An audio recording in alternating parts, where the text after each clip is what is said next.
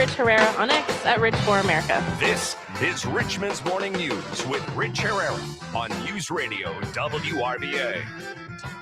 All right, it's 8:33 this morning on News Radio WRVA. Good morning. Thanks for joining us on the Voice of Virginia.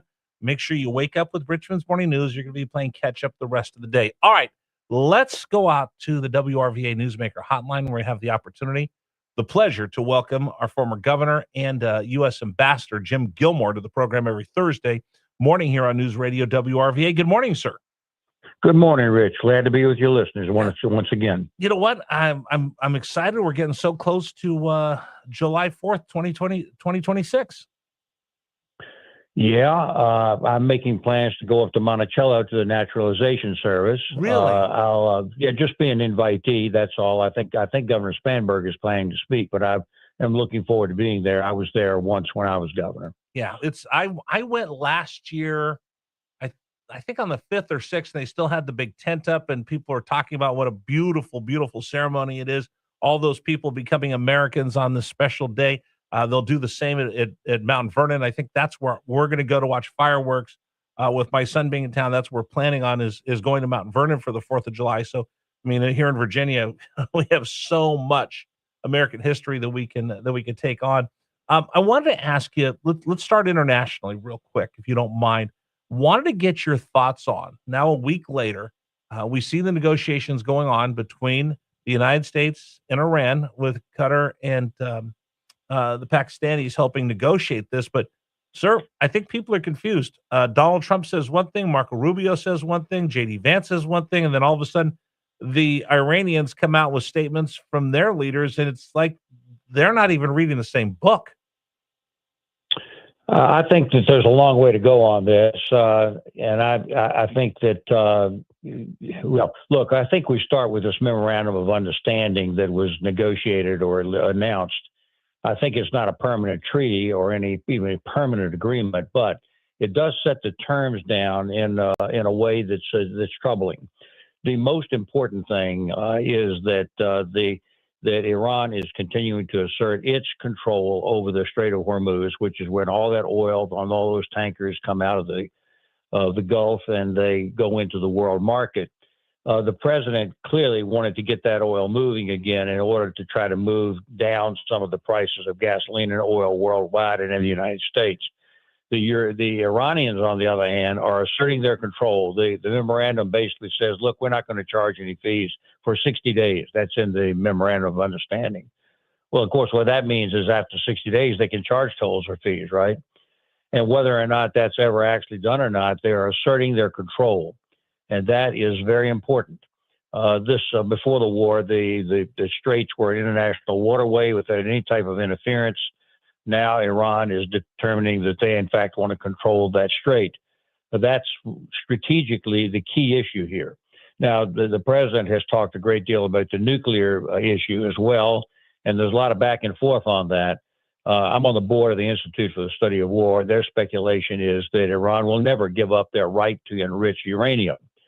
But if you can eliminate some of their facilities, their infrastructure to do that, and get some international control over this, or American control over this nuclear facilities and dust, so to speak, that would set them back for a long way. But I don't think that so far Iran has agreed to any of that. So I think it's still a work in progress, Rich. Okay, wait a minute. Shame on me. I did not know that you were affiliated with that group. Yes, I'm on the board of directors of the Institute for the Study of War, and that is a nonpartisan group that intends to provide defense and military strategic information without prejudice or partisanship at all. They intend to basically be the public's CIA and give those reports. So it's a good organization, I think. Well, General Jack Keane, correct?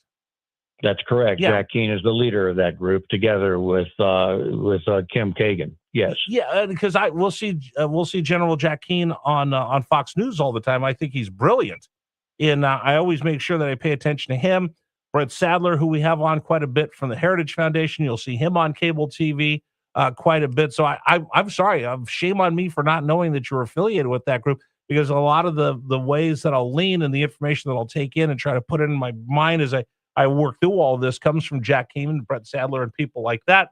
So when that, I'm going to go down this rabbit hole with you, for that organization, when they're laying out what we see, would that be the same type of information a diplomat would get, or someone in the administration, the things that we get from Jack and that group? Yeah. Yeah, and I know Jack King well. I've had lunch with him. I spent time with him. I communicate with him during the board meetings, and he's a really smart guy. I'm not sure I agree 100% with him on all issues. I think that he still believes there's a military solution to the Gulf War.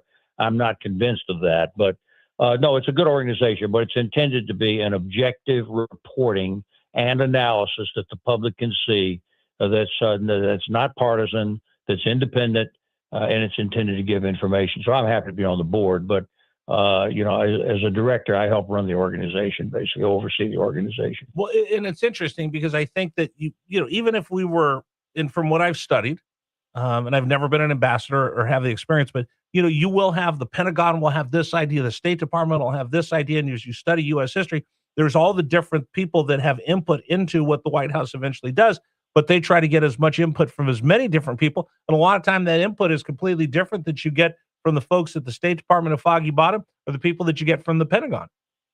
Well, sure. And, the information that's official is often contains classified information, which the public cannot see. Right. But Institute for the Study of War tries to get around all that. They're not using classified information, No. Of course.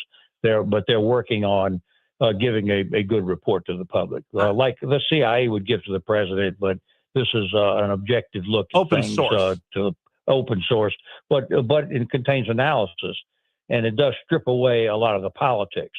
Because foreign policy is part of politics. That's what I do too. Right. This strips away a lot of that and tries to give objective information. Well, I always liken them to, and I'm not to belittle what they're doing, but I'll use this as a comparison or analogy.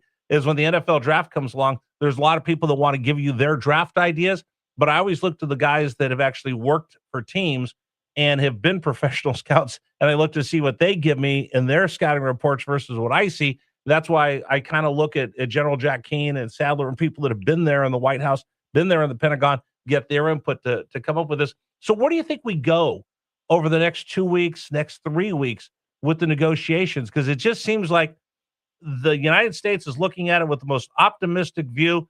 The Iranians are looking at it from the most optimistic view from their point of view, and I just see them going and they continue to kind of establish a beachhead and not want to give an inch to either side. Yeah, look, if you really look at what happened in the negotiations, at one point as they were moving forward, I'm not convinced it's actually forward motion with these negotiations at all, but at one point the president said, well, look, you either agree with what I'm saying or you'll never get home alive. That was a good way to blow up the negotiations, and did for a little while, until I think Vice President Vance, who was in the middle of all that, persuaded the Iranians to return and restart the negotiations. But none of that kind of stuff matters. What does matter is that the fundamental problems with this. One is that the Memorandum of Understanding, and your listeners can go on the internet and look at Iran MOU and read the provisions. And those provisions are explicit that Iran is trying to protect the Hezbollah proxy organization that operates out of Lebanon. And the MOU is basically saying that you're not going to invade Lebanon. You're going to respect the territorial integrity of Lebanon. Well, the United States isn't involved with Lebanon at all. And what business does Iran have over trying to dictate what the policy is going to be towards a different country, Lebanon? And the answer is because their proxy is located there in the northern border of Israel. Well, Israel is not a part of any of this, and they're going to do what's in their best interest. And that, I think, harkens back to the beginning of this war. It's clear to me that the President Netanyahu persuaded the president to engage in this under the premise that if you wiped out the leadership and engaged in heavy bombing, that the Iranian public would rise up and change this regime out. That was never realistic, but that's what we did. And now, since that didn't work, we're into some kind of negotiation that's going on here. But I'm not sure that Israel is going to play ball with this because they have a duty to their citizens, not to the citizens of the United States. And we need to keep in mind that Israel is a different country. They're Jewish ethnically, but they are a nation state.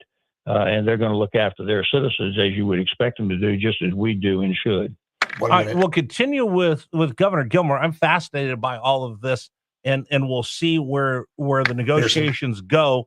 Do we move one way? Do we move another? Will we see some kind of daylight between the two, or do we see a lot of posturing publicly? And again, the president needs to stay face for his base, and certainly the IRGC is watching what the leaders say to save face over there as well. So the ongoing, continuing conversations will go, but the clock is ticking on that 60-day MOU. All right, coming up, we'll continue with Governor Gilmore. We'll talk to him about what's going on at Capitol Square. The Democrats control all three aspects of what's going on in the House, the Senate, and the governor's mansion, yet they still have to come back to figure out what to do with the budgets. The governor's going to have some amendments over there, so they have to reconvene the General Assembly. This seems rather chaotic. We'll get the governor's thoughts on that coming up here on the program. Real quick reminder, today's program is brought to you by our friends at Pierce.